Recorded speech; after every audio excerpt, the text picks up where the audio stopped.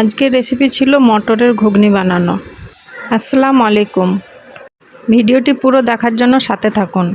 আমার চ্যানেলে নতুন হলে অবশ্যই আগে চ্যানেলটি সাবস্ক্রাইব করে নেবেন। তো মটরগুলো ভিজিয়ে রেখেছিলাম, প্রেসারের মধ্যে দিয়ে দিলাম সেদ্ধ করতে। সেদ্ধ হয়ে গেছে। এখানে কড়াই চাপালাম।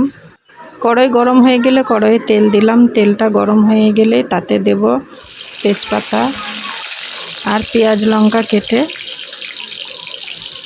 তো লঙ্কা পেঁয়াজটাকে একটু হালকা করে ভাজবো যতক্ষণ না পেঁয়াজটা একটু নরম হয়ে যাচ্ছে। তার মধ্যে দিয়ে দেব 1 চা চামচ আদা রসুন বাটা।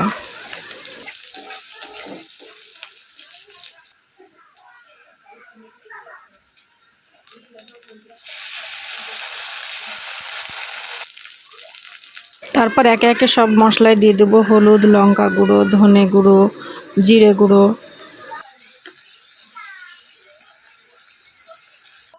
আর পরিমাণ মতো লবণ।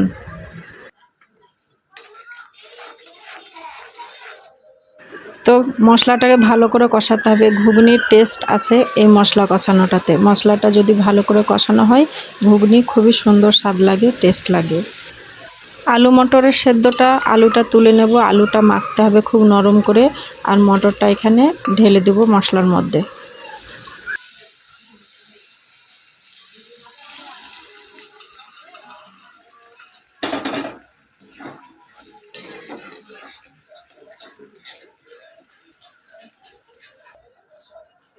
তো আলুগুলো ছিলে নেব, নিয়ে খুব নরম করে মেখে নিলাম। আলুটা এবার লাস্টে ঢেলে দেব।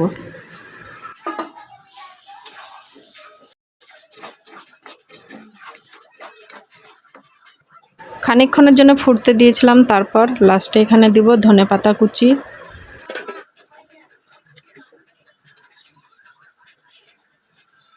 খুব সুন্দরভাবে মটরগুলো সেদ্ধ হয়েছে। তারপর লাস্টে এখানে গরম মশলা ভাজা গুঁড়ো করা একটু ছিটিয়ে দেব। এটাতে ঘুগনির সেন্টটাও খুব ভালো আসে। তো হয়ে গেল আমার ঘুগনি। আমি পরিবেশন করে দেখাচ্ছি।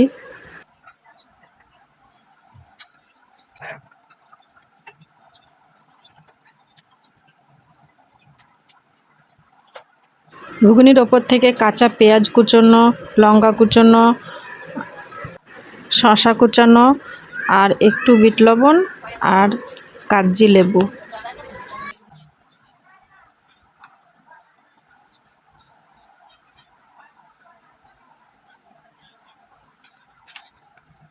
তো বন্ধুরা, আমার ঘুগনির রেসিপি দেখে কেমন লাগলো অবশ্যই কমেন্ট করে জানাবেন।